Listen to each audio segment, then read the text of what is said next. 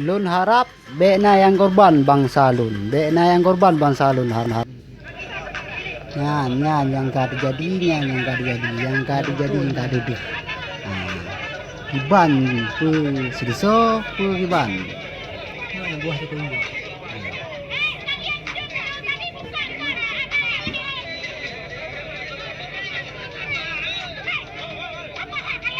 Ini kau kecil. Oke.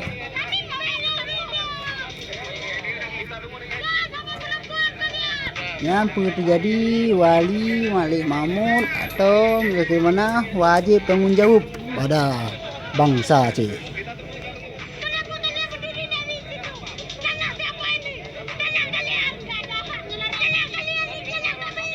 Nyam zakir, betul itu, betul itu. Pegah aja. Hati kaya pegah tanah kayaknya, betul itu. Dek cuma kalau mbak media, mbak Facebook, mbak video like, kalau nonton ternyata bangsa Aceh yang milih mendong. Bek don tole benda aja hu. Ini terjadi ya Wak Aceh hinan mentornya. Aceh kon pengen arahan, kon pengen diceramah. Mbak Uronyo tanggal 15 bendera yang kamu lagi beli. Bendera. Ini masalah sama. Kamu nak tunggu nak abu, yang wajib kamu dengar.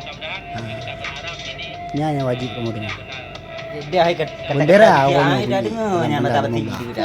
Aku meboh nak Wali Mualim ni pusriso yang kan puja demian dage amanah wali yang kan yu yang kan sampo yang kan ro terimo yang hana be nan terimong ngalih ba urun lain nya malik hana li yang bangai cuma kadi pu bangai juga ni ikut semangat ke galak-galak nyambang kan apa do yang macam bangsa Aceh mendon carong yang macam debe yang macam bangsa katanya nyan harus nu tanggung jawab. Lepas cik tahu yang cakap tu kon nah. Apa dia baik malik panen aku mah ngam baik mana. Tapi dulu cik nak sini bukan. Ketika goyang apa endo moyan gelah tu ah. Ya kalinya pada u je bagi ban. Yang kada jadi kayaknya apa ya baidum.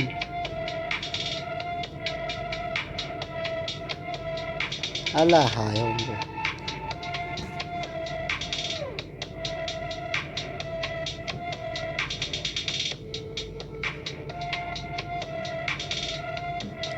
Rakyat kacong itu, pe ngabi kacong eka. Dah mata dia. Dia nak bakul. Oh cah dia, dia belah no dia tengok dia cah. Ibah cah dia. Nak begot. Ayah kamati. Budoh yang mulia, budoh. Kamu ikut sajan. Kajut nujuk bangku kugok. Budoh.